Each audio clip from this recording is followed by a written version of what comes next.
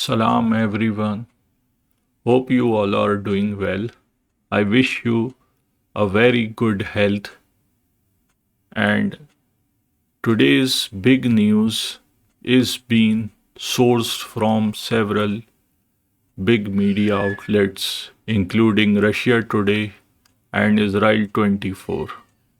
And upon that, I have reached to a conclusion about the news which I am going to present before you.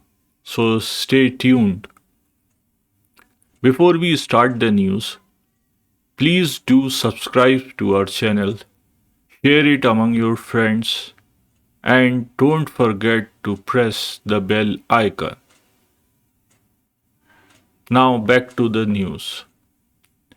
It was 1979 when a milestone peace agreement was reached under the leadership of United States of America between Egypt and Israel, or Israel as you say it in the West.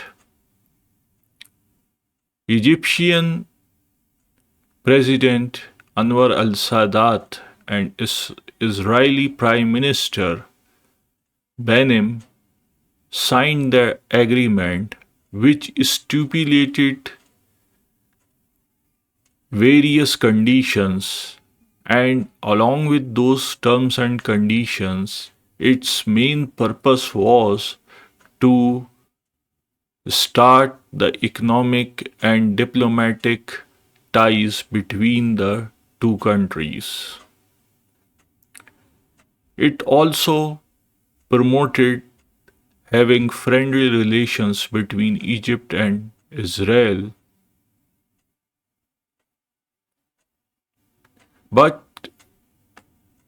let's go to the conditions and terms upon which the entire accord was based.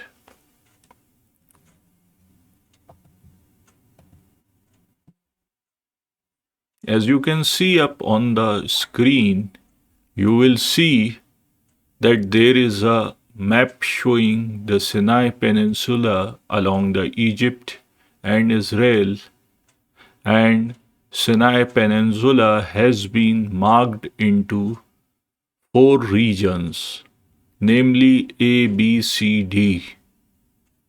And these regions denote the level of demilitarization of the area.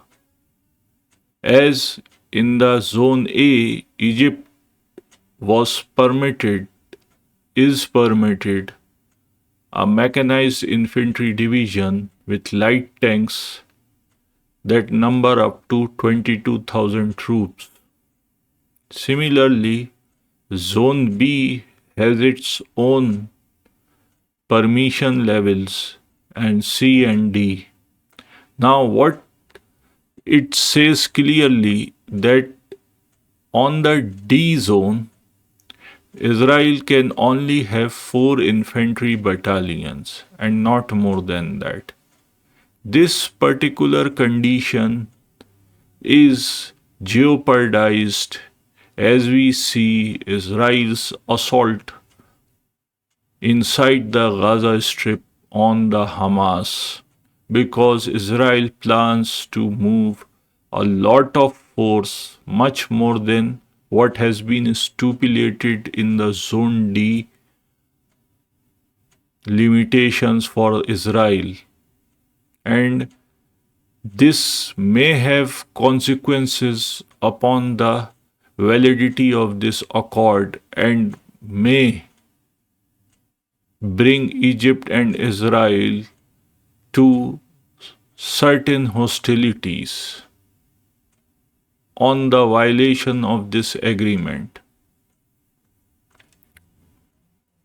Now, why I am saying this? Because if you now observe the map, you will see that Israel's Defense Force, abbreviated as IDF's course of attack in its 146 days of war till now has been as the arrow represents, which is going from north towards the south. And as I speak, the moment this IDF has reached Khan Yunis as has been conducting military operations in that area against the Hamas, and Israel's top military official, Rear Admiral Daniel Hagari, has said that out of 24 battalions, 18 have been wiped out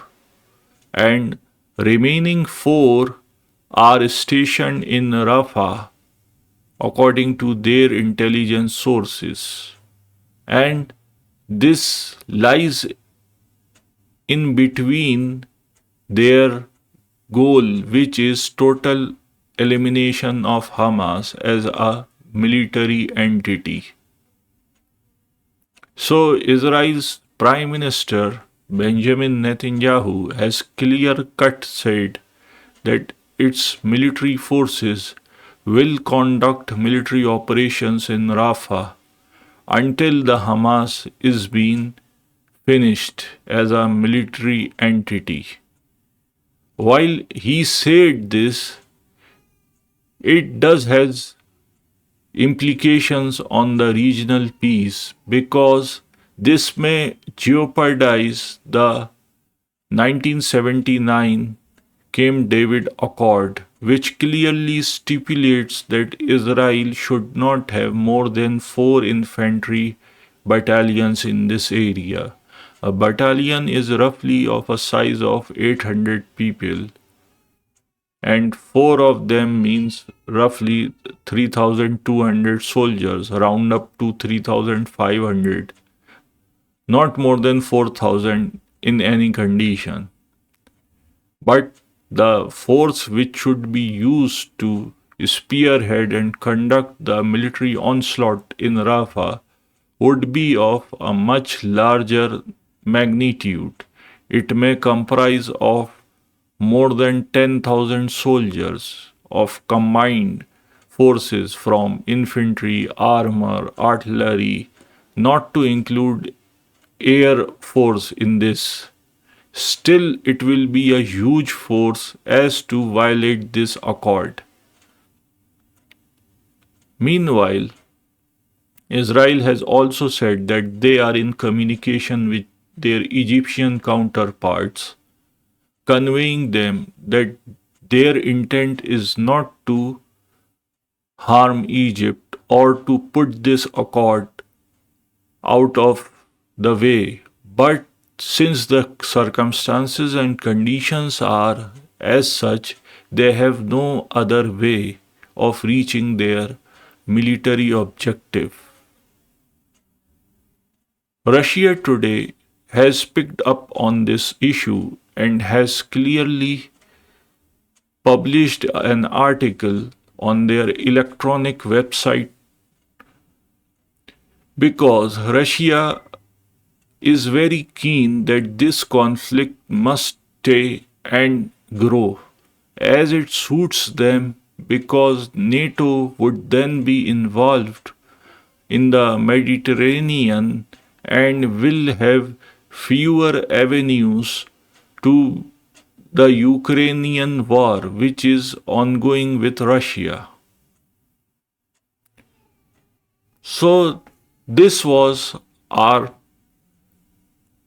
news about Palestine and Israel's ongoing situation.